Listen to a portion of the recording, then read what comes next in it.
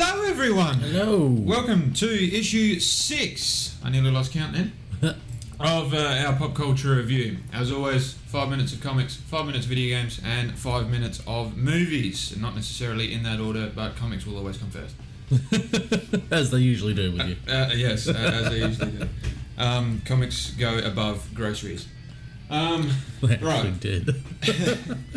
Today, starting with comics. Hang on, let me get my 5-minute timer up so we don't go over yet again.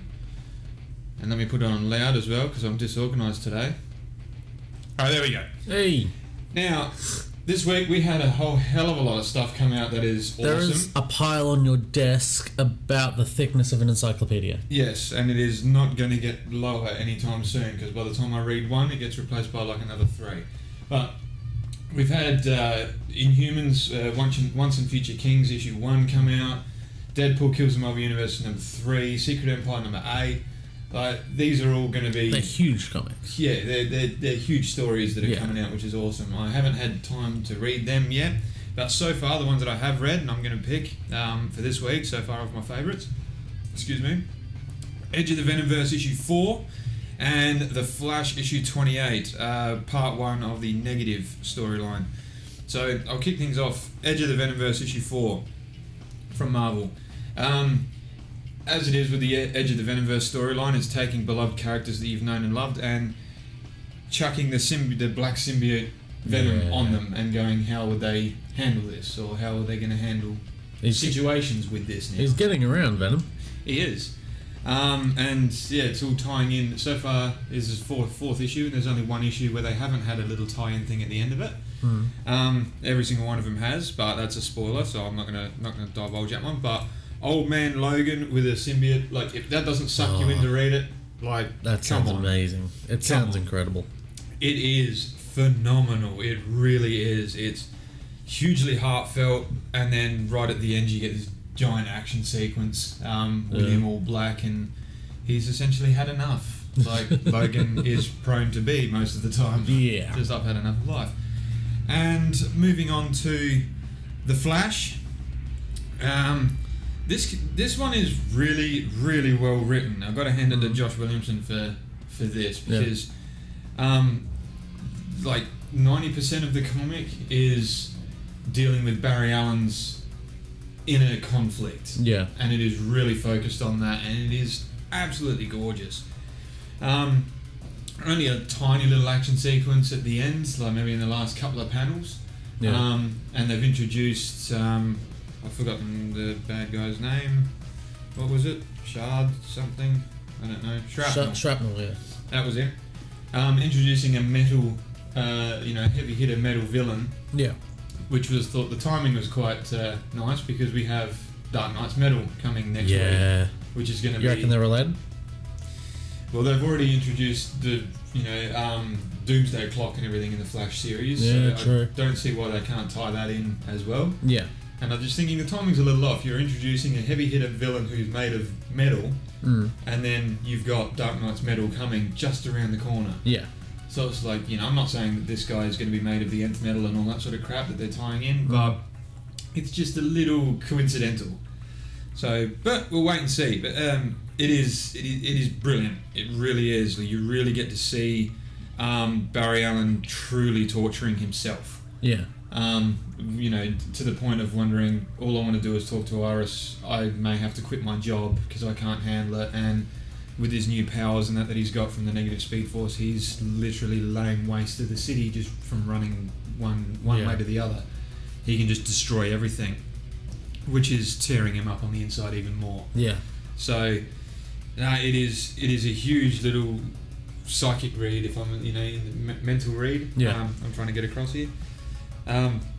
It's what I love about The Flash, and so I'm really loving about The Flash, and especially John Williamson's. He can have one whole issue of just pure action, like Running Scared Part 2 or something. Yeah. Pure action, just pure carnage just happening for the entire book while there's dialogue's happening, and you're just sucked into it. And then he can have low-key issues like this, where not a lot is happening. You've just got a lot of inner monologue from Barry. And there's not a lot of other dialogue and stuff. It's just him talking for most of the thing. but it sucks you in just as much. Yeah. Like, you are just as involved in it. So, yeah, I love John Williamson's writing, and I'm chomping at the bit because of the Dark Knight. Yeah, metal starts. One shot's coming off of that. We have the Red Death, which is Bruce Wayne with the Speed Force powers. Yeah. Josh Williamson's running. Oh, he's writing that. Yeah, he's writing that. Ooh, cool. So yeah. Well, that's it. That's it for comics. That's all I got time for, really. I can't go through everything else because I haven't had time to read them because life. Yeah. So, all right. Well, that's comics. Stop it just before the alarm goes off. It was like 2 seconds before. 2 seconds before the alarm went off.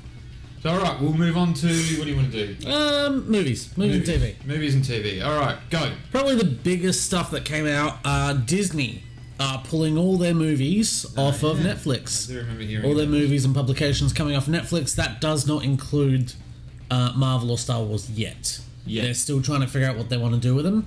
The Defenders is going to stay on.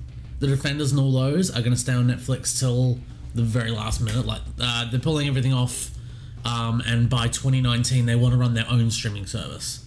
But Defenders and all that are apparently staying on there until then. They have to because they're Netflix. Yeah, Netflix has paid for them essentially. Yeah, that's it. They're just paying for the royalties to use said characters. Yeah, but Civil War, Doctor Strange, those movies, Force Awakens is on Netflix as well. Yeah. Right. That's still a bit up in the air because those licenses are still a little more. So yeah, Frozen and all of that stuff that's coming off, and by 2019 Disney want to run their own streaming service. You're saying they're taking Frozen off of Netflix? Yay! It's not sarcasm. I am actually celebrating. So this Rogue One won't make an appearance. New Pirates of the Caribbean and that won't make an appearance. Like they're not going to add anything new. I doubt they're going to add anything new. Just so it's easier in the long run. Yeah, but the MCU stuff is a misnomer because they could still have them on their own streaming service and make money off of that. But having it on Netflix and stuff, I don't know. That's a grey area because the word is pull it and try and get the entire population over to our own streaming service for these heavy hitter movies. Yeah, but those movies have been out at that point for 4 or 5 years, or 3 or 4 years. Yeah. So you'd probably own it on DVD by then. Yeah, some of it. Just because, us. some collectors go out there and get them all. Yeah. Also, Haruo Nakajima, the man who first put on the suit to play Godzilla in the original movie, has passed away at age 88. No, I got so sad when I saw that. I saw that. This pop culture icon. Yeah. And he was such a fan lover. Yeah.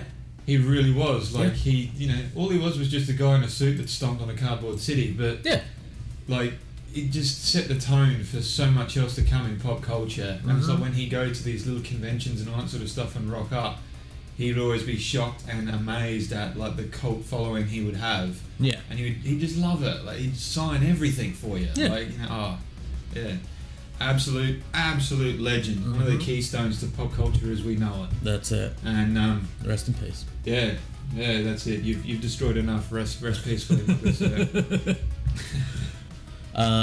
Also, Valerian came out this week, and is doing very, very poorly.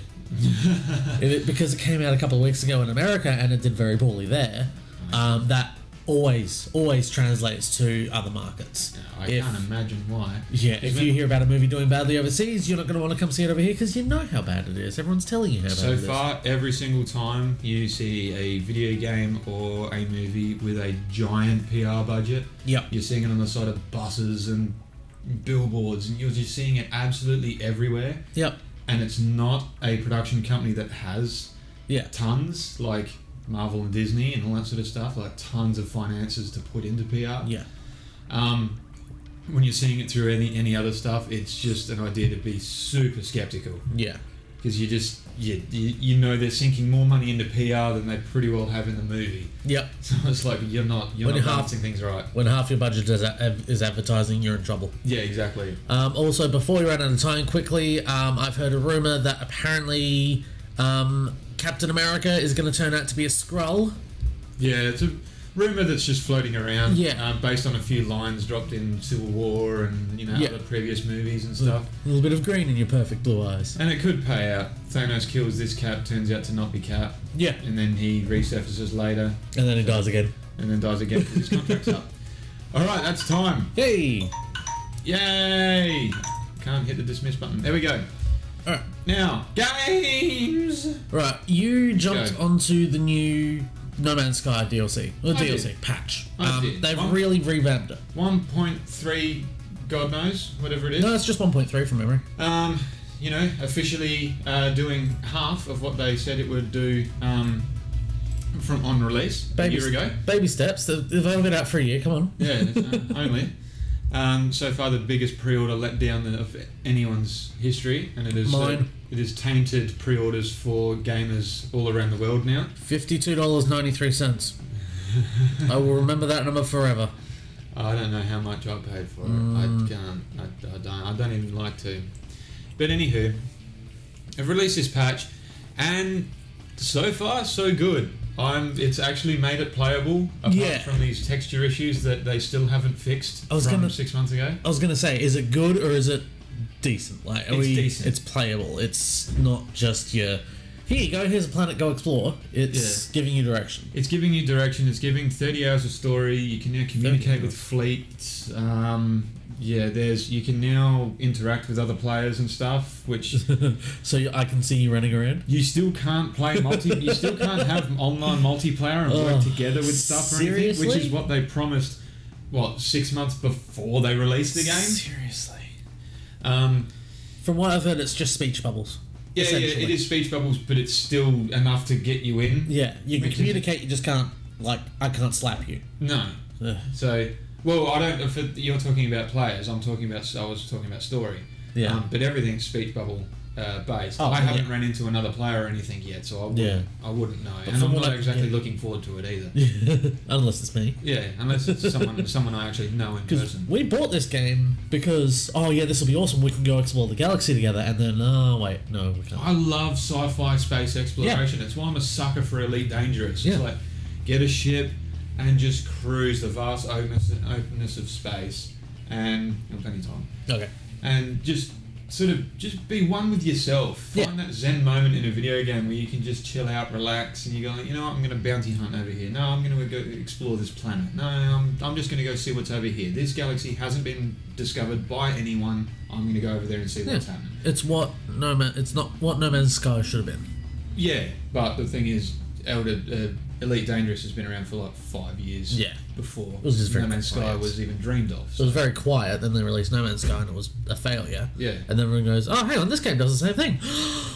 Yeah, but there's many reasons why it was a failure as well, and Sony has a big hand in that. So. Oh yes. But anywho, patch 1.3 so far so good. They still have a texture issue which is really annoying. Like game breaking. Yeah, it is because. My rig, people who know me, my rig can play damn near anything. Yeah. And it's when I can't run No Man's Sky on full textures. Yeah. Because my computer can easily run it and run 2 other games essentially the same as at the same time. But I put it at max textures and the game will actually glitch and all the textures will just be black glossy. Yeah. And that's it. And that's all you can see. And you're like, well, how do I know what planet I'm on? Like, how do I know what the ground's like? How do I know if this is snow or sand or, shit. What is this?